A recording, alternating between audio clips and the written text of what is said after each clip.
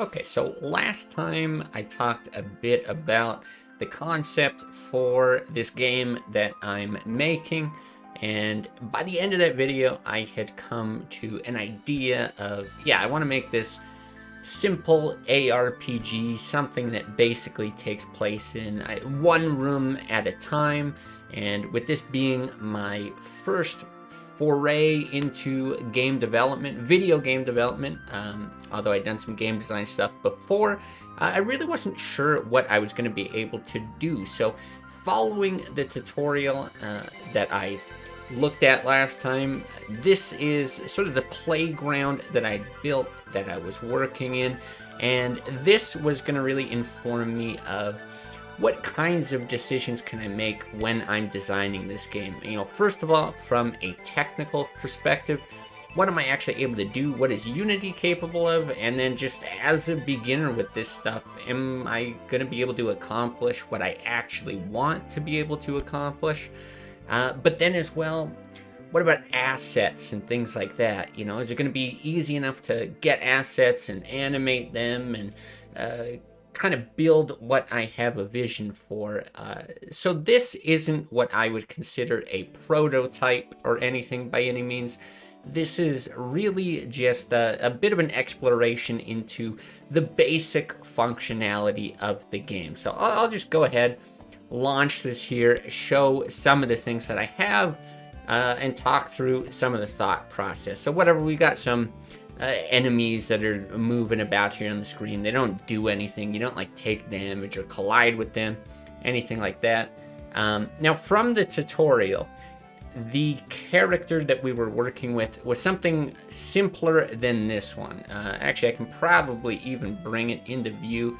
This guy who was really only able to do basic attacks and moving about, but I wanted to implement this the second player. I brought this I think I'm gonna have to reboot. Brought this new sprite in because it had a whole bunch of other animations that I was interested in exploring. So the very first thing that I had experimented with was actually just movement. You think, okay, left, right, very, very simple. This is kind of what you'd expect, but I added this rotation in, and I half like it, I half don't like it. But the reason why I at least explored it is, normally in those top-down style games, you're okay with something like this. I move over here, I swing, I move there, right? If I want to take out this slime or something, it's okay to just be moving right and left to get most of the area that you want for any kinds of attacks or things like that.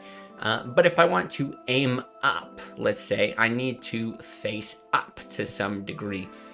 So for me, it's like, well, how important is that? Because this, in my opinion, and I still think this, looks terrible. I really don't like that you're kind of standing sideways. You've got this weird perspective where you've got a top-down view of the ground, but now you're sort of sideways on it. I'll admit that it looks better than I thought. If I'm just kind of moving at an angle, which you don't see in a lot of these games, this is not bad. And even kind of moving up like that, I'm okay with that. So I wanted to experiment with the rotation to be able to, make attacks, cast spells, things like that up in that direction. It's something that popped into my head and I didn't explore here is, maybe limiting the ability to rotate all the way. I don't want to be completely flat, so maybe as the character is turning, you have some sort of flip radius such that you're always running at some kind of angle. But then that comes with a potential limitation of the gameplay, not being able to face completely up. And if you want to shoot a projectile or something, maybe that's an issue. So it's something I noted, something I'd explored. But again, we're just talking basic functionality here, so not really an issue, right? That was enough to kind of get me working forward. And you might also be asking, what about just finding a sprite that has, if you think of those old Super Nintendo games, we got the Secret of Mana soundtrack going here. If I look up, I can see the back of my sprite's head. From what I explored, there's very, very little of that in terms of 2D sprites. Everything is kind of done to the right. You know, if we get into, I could probably bring up the actual sheet here, wherever I've got it. I guess somewhere here. You'll see like everything is just facing towards the right, all these different animations. And what you're going to do is you're going to use this like, oh, we're clicking the wrong thing. We're going to use this to flip this X flip, right? We could do that. If we wanted, we could also use the Y to flip as well. And that's just a way of, you know, not having to draw the sprite twice. You can just flip it to have the same sprite facing in the other direction. But yeah, it didn't really seem like an option for top and bottom, but that's okay. You know, I would rather have the gameplay advantage of kind of looking up and down over anything. But that's a lot on movement. We've also got the basic attack, which I wanted to put in this kind of like combo system. There's like a 3 attack thing that I really like here. The only thing I'm not a huge fan of, and something that I wanted to explore at this point as well, when it came to actually prototyping and building a full version, is something like this is pretty weak. You know, the attack range is not great. In some games, if you look at like the combat system of Hades, it might like lock you onto a character and you sort of slide towards an enemy. You've got a little bit of that guidance. So that is something I wanted to explore going past here. But at this point, I've thought, hey, this is kind of enough. I can get some sort of combo system here. A few different attacks chained together. That's kind of cool. On top of that, spells. So, oh, it looks like it's kind of broken in this playground thing. Don't worry, this is working in the full version. Yes, the full version. What I've got right now for the full version. So being able to launch some sort of projectile, this like ice shard thing. I've also got like a lightning attack, a explosion thing, and then this kind of like weird buffing, whatever. Some sort of like support ability. So my thinking with these 4 things. First of all, yeah, looking up and being able to shoot things up and down. Boy, this is a really, really rough version. You'll see it's not even perfectly lined up with the character, but it does have that kind of like, it takes the rotation into account as far as where I'm going to actually be doing the operation. I don't think I added it for the explosions here. But I like this idea of being able to, yeah, attack in a 360-degree area, but having different purposes for these things. So, you know, a projectile, quite obviously, I guess you have to be moving for these things to be thrown. Able to attack enemies at a distance, and then as you're either approaching or running or whatever, that kind of thing. That's a cool thing to do. Now, this lightning attack, it's kind of like an AoE at a distance, so you know, if you've got like archers in the back, melee enemies or something in the front, then obviously something where you're hucking a projectile, it would hit the front line, whereas this would let you go to the back line. Now, if you remember from the previous video, I talked about this potential like time dilation mechanic. With the lightning, something I played with, I just mapped it to another button here, was potentially slowing down time. And it might be a little easier to see here if we reset to where these slimes are. But the ability to like aim this thing. So here's this kind of a precursor for where I want the spell to be cast, and then I can target it at something. So that was something I played with. Again, along with time dilation with things like these attacks. The time dilation felt terrible with something like this, or with a projectile, or this, not good at all. But something like this, it was kind of cool. You get a little more granularity in how you aim. Very easy to implement. So I thought, okay, I know how to do that. If it feels fun in sort of a prototype version, I can stick with that. And then, yeah, this explosion-y thing I thought was also a nice complement to those two. You've got a couple ranged abilities. Now you have this sort of like shotgun AoE blast in front of you. This does get into the whole like, now when you look at your attack, it looks pretty lame. It seems kind of useless. So having some sort of maybe an effect that projects off of your sword, or having a dash along with it. Could be one way to actually make this a little bit more fun, a little more competitive in terms of competing with the magical abilities. But again, these are all just like things going through my head. Okay, I'm able to implement this once I can actually start fighting enemies and things like that. I'll get a good sense for what seems kind of balanced. And then finally, the idea with this was maybe implementing some kind of knockback, something that might deflect or protect you from projectiles like arrows and spells from enemies, that sort of deal. But this was really just enough to be like, okay, this is sort of a cool effect. It's the only one that I still haven't really landed on in my prototype. I'm still working with these three, although they look a little bit different in terms of their final implementation, or what I have for now. Again, not at all final. But this one, I think I'm probably going to change up. Either a different effect, but still do some sort of, knockback protection thing, or maybe just redesign the whole thing in my head. Now, as far as actually this stuff influencing the design and influencing what I'm able to do, something that I played with a lot as well was stuff like the size and the speed of projectiles. It's like, okay, if you're building this very simplistic ARPG, you want to think of what sort of stat effects, what sorts of things are you changing on your character? And I'm interested in stuff like that. Well, it would be cool to have these projectiles get bigger or go faster. That's like a neat effect I could play with.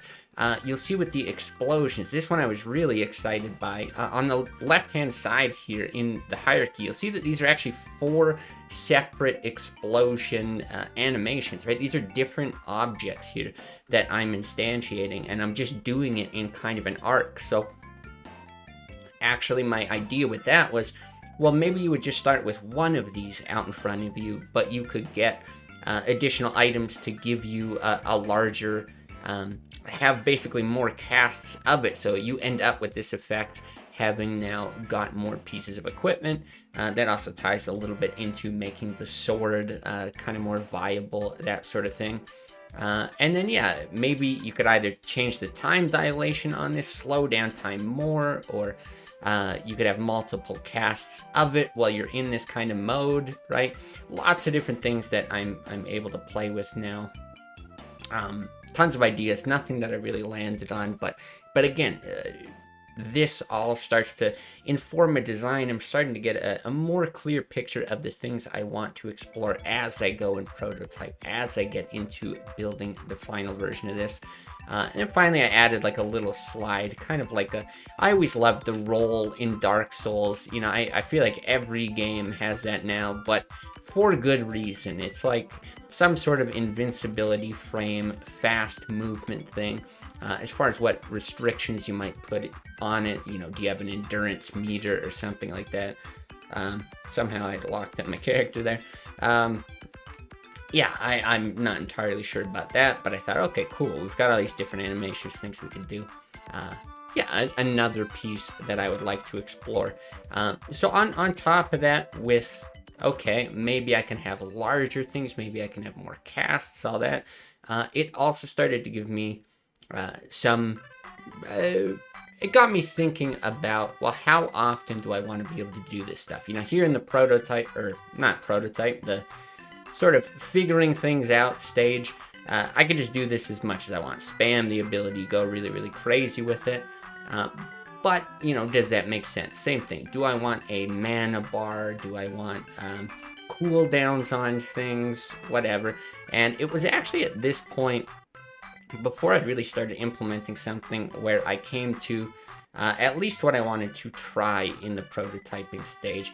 And that's having a limited number of casts per ability. So, I might be able to cast this a few times, and then maybe this twice, and they each have independent kind of recharges. So it's a little bit between something like, if you look at Diablo 2 versus Diablo 3, for instance, Diablo 2, you've got a mana, I guess, globe, right? mana that you've got to maintain, where you're able to cast any ability as much as you want, as long as you have the mana for it. But what that tends to get into is I have one really great ability, all my equipment that say, yeah, gives a boost to these projectiles. Maybe I'm shooting, 10 of these off in every direction. It does tons of damage. Why would I ever want to cast this? There would be no incentive to do it. And I think that's part of the reason why some games, something like Diablo 3, moves to that sort of cooldown system. They're like, well, with cooldowns now, I have to make choices about what to cast. But what I always found from those types of games is you have the same problem, but over a longer period of time. So if you've got 4 abilities set on numbers 1 through 4, well, you might be casting them in a certain order, like 2, 1, 3, 4. And as long as ability 2 is up, I'm casting that first. And then I'll put that on cooldown, and then I'll go and do 1, 3, 4. Hopefully 2 is off of cooldown by that time. And so it just becomes the same thing with a few more skills. But I thought having multiple charges, it's like a blend between the two. I can shoot projectiles as long as it's possible, but you know what? Now I've got to navigate to this kind of lightning thing if I want the distance, or finally go and engage in combat, do some of this sort of thing. And because the cooldowns, would just bring back 1 charge at a time, it becomes a lot more dynamic, lengthening that time span. You're making more decisions in that span. So playing with it, I just felt like, yeah, these at least these 3 combat abilities really feel like they fit into that nicely. So yeah, I was very pleasantly surprised, I guess, at this point with what I was able to do. I didn't think right off the bat something like this was going to be so easy. And this is really simple. I'm sure if you're a Unity developer at all, you're probably looking at this like, yeah, of course, this would take very little effort to do. But that was a surprising kind of revelation to me. And I felt like this was all I really had to do before going to the next phase of things. Now, I did implement this like hitbox along with the tutorial, and didn't put it into any of the spells or the sword attacks here. But that was also something, being able to actually strike enemies, I did want to be able to do here. Make sure that was nice and simple. Have an idea that I could do that going forward. So this is enough to be like, okay, I think the next step that makes sense is to go ahead and build kind of a prototype. So not really a vertical slice, but just a basic expand upon this idea, but clean things up a bit more. I want enemies with AI. I want to be able to use those spells. I want to have the charges in place. I want to have my own health and a health bar that's reduced, as I get hit by enemies, all that kind of stuff. So that's what we're going to look at next time, is what that little prototype is. And that's all taking place in what I hope to at least be the final version of this project. It's just, we don't need the main startup menu. We don't need to save information about the character. We don't need sounds and music, and we don't need everything to be polished, but we just need the core of the gameplay there. And yeah, this was the bit that kind of helped inform that. So surprisingly simple. Like I said, I think if you're new to development, at least for me, this is a bit of a revelation, so hopefully it's kind of motivating. If I could do it, I think anyone could do it, really. And yeah, and enough to inform what I think is a lot more exciting, the bit that we'll see in the prototype next time. Yeah, we'll get to see some actual gameplay, how it works, get a real feel for what the game is like. So hopefully, yeah, it's a bit interesting. Stick around for the little prototype demo next time.